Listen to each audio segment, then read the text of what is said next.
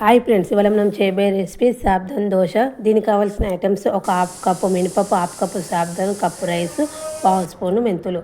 ఒక బౌల్ తీసుకొని ఒక half cup sabudana, half cup మెంతులు వేసుకొని 2 టైమ్స్ బాగా సాబ్దాన్ అనేది బాగా కడగాలి. రైస్, మెంతులు ఒక బౌల్లోకి, సాబ్దాను, మినపప్పు ఒక బౌల్లోకి వేసుకొని వేరువేరుగా వేసుకొని కడగాలి. దీనికి ఐటమ్స్ బట్టేటి ఒక సమానంగా మనం సాబ్దాను మినపప్పు సమానంగా తీసుకోవాలి. దీనికి డబల్ రైస్ తీసుకోవాలి. ఒక టేస్టింగ్ కోసం పావు స్పూన్ మెంతులు తీసుకోవాలి. 2 టైమ్స్ బాగా కడగాలి. ఇది చాలా మెత్తగా మృదువుగా వస్తుంది. మనం ఎప్పుడు ఒకేలాగా చేసుకోవాలి, ఇలా కొంచెం డిఫరెంట్గా చేసుకుంటే చాలా టేస్ట్ అయితే బాగుంటుంది. 2 టైమ్స్ బాగా కడగాలి. మనం దీన్ని 4 ఐటమ్స్తోనే తయారు చేస్తున్నాం కాబట్టి మన ఇంట్లో ఉన్న వాటితో చాలా ఈజీగా ఈ దోశను తయారు చేసుకోవాలి.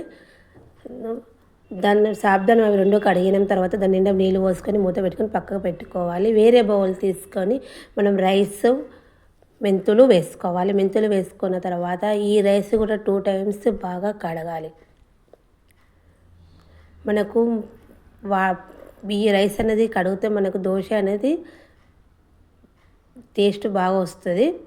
అందుకే 2 టైమ్స్ మనం రైస్ బాగా కలుపుకుంటూ కడగాలి. కడిగిన తర్వాత మనం దీని నిండా వాటర్ పోసుకోవాలి. దీని నిండా వాటర్ పోసుకొని మూత పెట్టుకొని మనం సాబ్దాను మినపప్పు ఒక బౌల్లోకి, రైస్ ఒక బౌల్లోకి వేరువేరుగా పోసుకున్నాం కాబట్టి ఒక 4 అవర్స్ బాగా నానబెట్టుకోవాలి. 4 అవర్స్ తర్వాత మనకు మూత తీస్తే మనకు సాబ్దాన్ అనేది బాగా నానిపోతుంది. పర్ఫెక్ట్గా నానిపోయింది. ఈ విధంగా నానితే మనకు దోశ అనేది కూడా కరెక్ట్ పర్ఫెక్ట్గా మెత్తగా వస్తుంది. ఈ తర్వాత దీన్ని మనం ఒకసారి కలుపుకొని మిక్సీ జార్లోకి వేసుకొని సన్నగా పేస్ట్ లాగా చేసుకోవాలి. వాటర్ తీసేసుకుంటూ మనం మిక్సీ జార్లోకి వేసుకొని సన్నగా పేస్ట్ తయారు చేసుకోవాలి. ఇలా పేస్ట్ చేసిన దాన్ని ఒక వేరే బౌల్లోకి తీసుకోవాలి. ఈ విధంగానే మొత్తము మిక్సీ చేసుకోవాలి. తర్వాత ఇంకో బౌల్లోకి మనం రైస్ నానబెట్టినాం కదా, ఒకసారి బాగా మూత తీసి ఒకసారి బాగా ఇట్లా కలుపుకొని మనం వాటర్ అని తీసేసుకుంటూ సన్నగా పేస్ట్ లాగా తయారు చేసుకోవాలి. మనం నానబెట్టుడు వేరువేరుగా నానబెడతాం, కానీ మిక్సీ జార్ మనం మిక్సీ పట్టుకున్న తర్వాత ఒకటే బౌల్లోకి వేసుకోవాలి. ఇట్లా సన్నగా పేస్ట్ చేసుకున్న తర్వాత ఇంతకుముందు మనం మినపప్పు సాబ్దాన్ పేస్ట్ చేసుకున్నాం కదా, అదే బౌల్లోకి వేసుకోవాలి. ఈ విధంగా మొత్తం పట్టుకున్న తర్వాత ఒకసారి బాగా కలుపుకోవాలి. మనం సాబ్దాన్ మినపప్పు, రైస్, మెంతులు అన్నంటే బాగా వేరువేరుగా మిక్సీ పట్టుకున్నాం కాబట్టి అంతా కలిసేటట్టు బాగా కలుపుకోవాలి.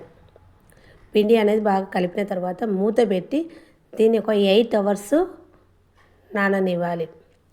8 అవర్స్ నానబెట్టిన తర్వాత 8 అవర్స్ తర్వాత మూత తీసి మనకు పిండి అనేది పర్ఫెక్ట్గా నానిపోతుంది కాబట్టి ఒకసారి మూత తీసి పిండి అనేది బాగా కలుపుకున్న తర్వాత దీనిలోకి మనము half spoon salt, half spoon చక్కెర వేసుకోవాలి. వేసుకొని ఒకసారి బాగా కలుపుకోవాలి. చక్కెర ఏంటంటే మనకు దోశ అనేది రెడ్గా రావడానికి, కలర్ఫుల్గా రావడానికి చక్కెర వేస్తాము. తర్వాత స్టవ్ ఆన్ చేసి పేనం పెట్టుకున్న తర్వాత మనం దోశ పిండి పోసుకొని మనం దోశలాగా తయారు చేసుకున్న తర్వాత దీనికి కొంచెం మిరం వేసుకొని చుట్టూ ఆయిల్ వేసుకొని ఇట్లా మన వీడియోలో చూపిన విధంగా చేసుకోవాలి. చేసుకున్న తర్వాత మన దోశ తయారైనాక ఒక ప్లేట్లోకి తీసుకోవాలి. ఎంతో టేస్టీ గల sabudana dosa ready. Bye friends, మీరు ఒకసారి ట్రై చేసి చూడండి.